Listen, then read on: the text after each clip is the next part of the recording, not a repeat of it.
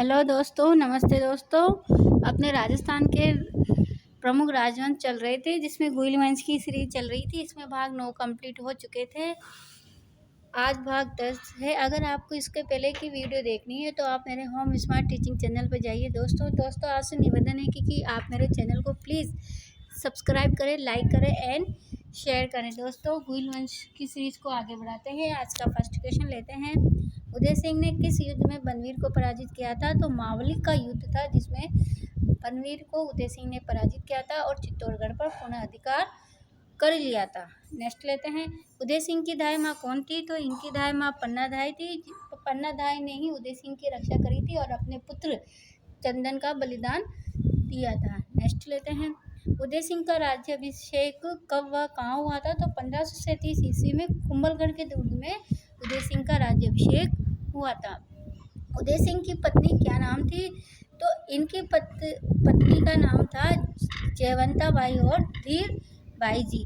दोस्तों, धीर बाई जी को उदय सिंह बहुत ज़्यादा पसंद करते थे, तो धीर बाई जी के प्रभाव में आकर ही उन्होंने जगमाल को उत्तराधिकारी घोषित कर दिया था। नेक्स्ट लेते हैं। अकबर ने चित्तौड़गढ़ पर आक्रमण कब किया था? तो 1567 ईस्वी में अकबर ने चित्तौड़गढ़ पर आक्रमण करा था। उदय सिंह को किसको चित्तौड़गढ़ सौंपकर गिरवा की पहाड़ियों में चले गए थे? तो जयमल और पत्ता को चित्तौड़गढ़ सौंपकर उदय सिंह गिरवा की पहाड़ियों में चले गए थे। जब अकबर ने चित्तौड़गढ़ पर आक्रमण कर दिया था, तो जयमल और पत्ता उनको सौंपकर वह गिरवा की पहाड़ी में चले गए थे। नेक्स्ट लेते हैं। चित्तौड़गढ़ का तीसरा व अंतिम जौहर कब हुआ था? तो 25 फरवरी 1568 ईस्वी में चित्तौड़गढ़ का जौहर हुआ था। दोस्तों, चित्तौड़गढ़ में 3 जौहर होते हैं, जिसमें पहला जौहर तो रतन सिंह के समय होता है, दूसरा जौहर होता है बाघ सिंह के समय होता है और तीसरा जौहर जयमल और पत्ता के समय होता है। नेक्स्ट क्वेश्चन लेते हैं। राजस्थान में 4 हाथों वाले लोक देवता के रूप में किसको जाना जाता है? तो कल्ला राठौर को इनको लोक देवता के रूप में जाना जाता है। नेक्स्ट लेते हैं। जयमल, पत्ता और कल्ला की छतरियाँ कहाँ पर स्थित है? तो चित्तौड़गढ़ में इनकी छतरियाँ स्थित है। जयमल की 6 खंभों वाली छतरी है दोस्तों, और कल्ला की 4 खंभों वाली छतरी है। नेक्स्ट लेते हैं। अकबर ने चित्तौड़गढ़ जीतकर वहाँ कितने हिंदुओं का वध करवाया था? तो 30,000 हिंदुओं का उसने वध करवाया था। यह हिंदुओं का जो उसने कत्ल करवाया था, यह अकबर के चरित्र पर एक बदनुमा दाग है दोस्तों। नेक्स्ट लेते हैं। अकबर ने चित्तौड़गढ़ जीतकर वहाँ किसको नियुक्त किया था? तो आसफ खां नामक व्यक्ति को अकबर ने चित्तौड़गढ़ पर नियुक्त कर दिया था। नेक्स्ट लेते हैं। राणा उदय सिंह की मृत्यु कब व कहाँ हुई थी? तो इनकी मृत्यु 28 फरवरी 1572 को होली के दिन हुई थी दोस्तों, और गोगुंदा उदयपुर में हुई थी। और इसी दिन राणा प्रताप का राज्याभिषेक हो गया था। नेक्स्ट लेते हैं। महाराणा प्रताप का राज्याभिषेक कब व कहाँ हुआ था? तो 28 फरवरी 1572 में गोगुंदा में ही इनका राज्याभिषेक हो गया था। पहले दोस्तों, उदय सिंह ने धीरबाई के प्रभाव में आकर अपने पुत्र जगमाल को उत्तराधिकारी घोषित कर दिया था, लेकिन जो चित्तौड़ की जनता थी, इनके जो मंत्री थे, इन्होंने महाराणा प्रताप का ही साथ दिया और जिनके प्रभाव से महाराणा प्रताप का राज्याभिषेक हुआ। नेक्स्ट लेते हैं। महाराणा प्रताप का जन्म कब व कहाँ हुआ था? तो 9 मई 1540 में इनका जन्म हुआ था। और दोस्तों, कहाँ हुआ था? कुंभलगढ़ के दुर्ग में कटार घर में बादल महल है, उसमें इनका जन्म हुआ था। नेक्स्ट लेते हैं। महाराणा प्रताप की पत्नी का क्या नाम था? तो वैसे तो दोस्तों इनकी पत्नियां बहुत सारी थी, लेकिन इनकी मेन पत्नी, महत्वपूर्ण पत्नी अजबदेव पवार थी। इन्हीं से उत्पन्न हुए थे दोस्तों अमर सिंह। नेक्स्ट लेते हैं। अकबर ने प्रताप को अपने अधीनता में लाने के लिए प्रताप के पास कितने प्रस्ताव भेजे थे? तो दोस्तों, अकबर ने 4 प्रस्ताव भेजे थे। पहला प्रस्ताव भेजा था जलाल का कोची, 1572 में भेजा था। मानसिंह 1573 में गए थे। भगवान दास 1573 में गए थे। टोडरमल 1573 में गए थे। दोस्तों, ये क्वेश्चन बहुत इंपॉर्टेंट है, हर एग्ज़ाम में आते हैं ऐसे क्वेश्चन कि उसने दूसरी बार किसको भेजा था प्रताप ने, तीसरी बार किसको भेजा था, चौथी बार किसको भेजा था, पहली बार किसको भेजा था। नेक्स्ट क्वेश्चन लेते हैं। हल्दी घाटी का युद्ध की सूचना प्रताप को किसने दी थी? तो प्रताप के छोटे भाई शक्ति सिंह ने हल्दी घाटी के युद्ध की सूचना प्रताप को दी थी।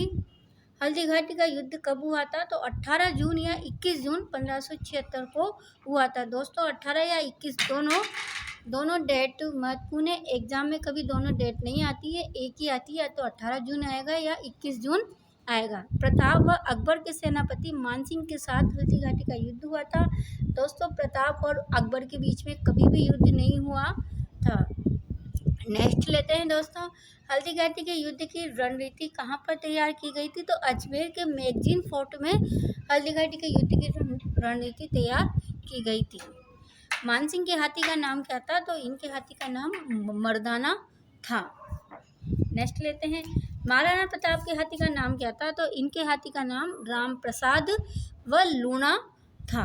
नेक्स्ट लेते हैं, अकबर ने राम प्रसाद का नाम बदलकर क्या रखा था? तो पीर प्रसाद इनका नाम रख दिया था। राम प्रसाद हल्दी घाटी के युद्ध में अकबर के हाथ लग गया था और इसका नाम अकबर ने बदलकर पीर प्रसाद रख दिया था। अबुल फजल ने हल्दी घाटी के युद्ध को क्या कहा है? तो खमनोर का युद्ध कहा है। अब्दुल फजल ने हल्दी घाटी के युद्ध को खमनोर का युद्ध कहा है। अलग अलग इतिहासकारों ने युद्ध को अलग अलग की उपाधि दी है। नेक्स्ट लेते हैं, जेम्स टोड ने मेवाड़ की थर्मापोली किस युद्ध को कहा है? तो हल्दी घाटी के युद्ध को कहा है। जेम्स टोड ने हल्दी घाटी के युद्ध को क्या कहा है? मेवाड़ की थर्मापोली। नेक्स्ट लेते हैं, हल्दी घाटी के युद्ध में प्रताप के चले जाने के बाद किसने प्रताप के राज चिन्ह धारण करे थे? तो झाला बीदा ने इनके राज चिन्ह धारण करे थे। जब हल्दी घाटी के युद्ध में राणा प्रताप चले गए थे युद्ध छोड़कर, तो झाला बीदा ने इनके राज चिन्ह धारण करे थे और युद्ध करा था, जिसमें इनको वीरगति प्राप्त हो गई थी। नेक्स्ट लेते हैं, अकबर ने उदयपुर को जीतकर उसका नाम बदलकर क्या रखा था? तो मोहम्मदाबाद इसने नाम रख दिया था उदयपुर का, और यहाँ का प्रबंधक इसने फखरुद्दीन व जगन्नाथ कछवाहा को बनाया था, नियुक्त कर दिया था इनको। प्रताप को सेना के पुनर्गठन के लिए किसने सहायता दी थी? तो भामाशाह ने 20,000 स्वर्ण मुद्राएं दी थी। दोस्तों जब हल्दी घाटी के युद्ध में प्रताप की सेना पूरी ध्वस्त हो गई थी, तो उनको सेना का पुनर्गठन की आवश्यकता थी, तो भामाशाह ने इनको 20,000 स्वर्ण मुद्राएं दी थी, और इसी कारण मेवाड़ का कर्ण भामाशाह को कहा जाता है। और यह किसने कहा था? जेम्स टोड ने कहा था। नेक्स्ट लेते हैं दोस्तों, दिवेर का युद्ध कब व किसके मध्य लड़ा गया था? तो 1583 ईस्वी में दिवेर का युद्ध लड़ा गया था, और यह लड़ा गया था प्रताप व अकबर के सेनापति सुल्तान खां नामक व्यक्तियों में लड़ा गया था, और इसमें विजय प्रताप को प्राप्त हुई थी।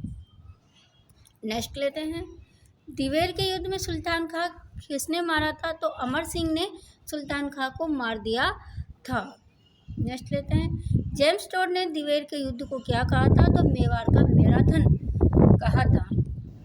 अकबर ने किसके नेतृत्व में प्रताप के विरुद्ध अंतिम अभियान भेजा था? तो जगन्नाथ को अंतिम अभियान के लिए भेजा था। इसके बाद अकबर ने प्रताप को अपनी अधीनता लाने के लिए नहीं भेजा था, यह लास्ट था जगन्नाथ। नेक्स्ट लेते हैं, प्रताप ने 1585 में अपनी राजधानी किसको बनाया था? चावंड को बनाया था दोस्तों, और कहा जाता है कि अंतिम दिन इन्होंने चावंड में ही बिताए थे अपने। नेक्स्ट लेते हैं, महाराणा प्रताप की मृत्यु कब हुई थी? तो 19 जनवरी 1597 में इनकी मृत्यु हुई थी और चावंड में हुई थी। और इनका जन्म कब हुआ था दोस्तों? तो 9 मई 1540 में।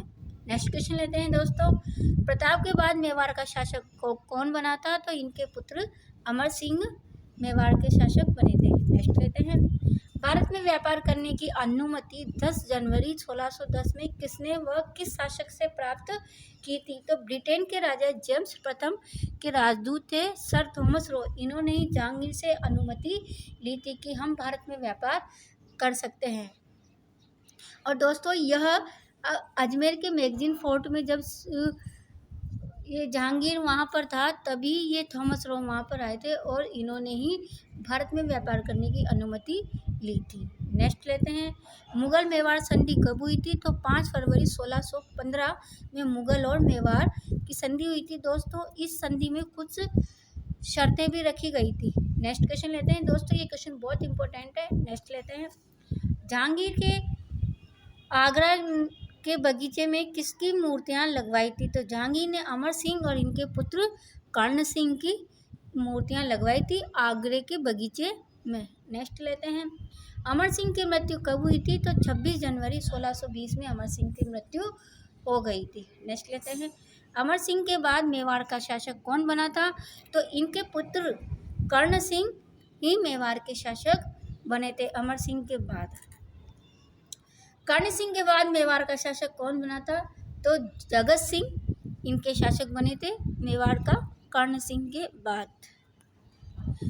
जगत सिंह की धाय माँ कौन थी? तो इनकी धाय माँ नौजूबाई थी।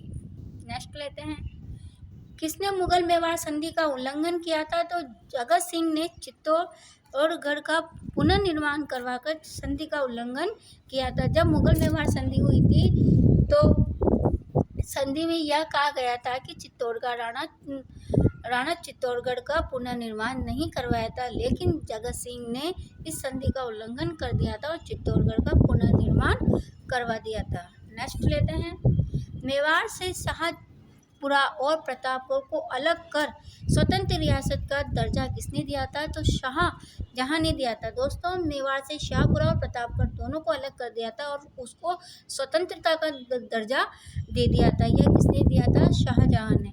नेक्स्ट लेते हैं, जगत सिंह के बाद मेवाड़ का शासक कौन बना था? तो राज सिंह मेवाड़ के शासक बने थे। नेक्स्ट लेते हैं, औरंगजेब के द्वारा लगाए गए जजिया कर को किसने देने से मना कर दिया था? तो राज सिंह ने ही जजिया दर देने के लिए मना कर दिया था, जो औरंगजेब ने लगाया था।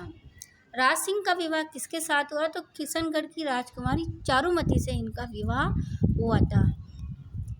विजय कटकाटू की उपाधि किसने धारण की थी? तो राज सिंह ने ही विजय कटकाटू की उपाधि धारण की थी। नेक्स्ट लेते हैं, गोमती नदी का पानी रोककर राज सिंह ने किस झील का निर्माण करवाया था? तो राजसमंद झील का निर्माण करवाया था।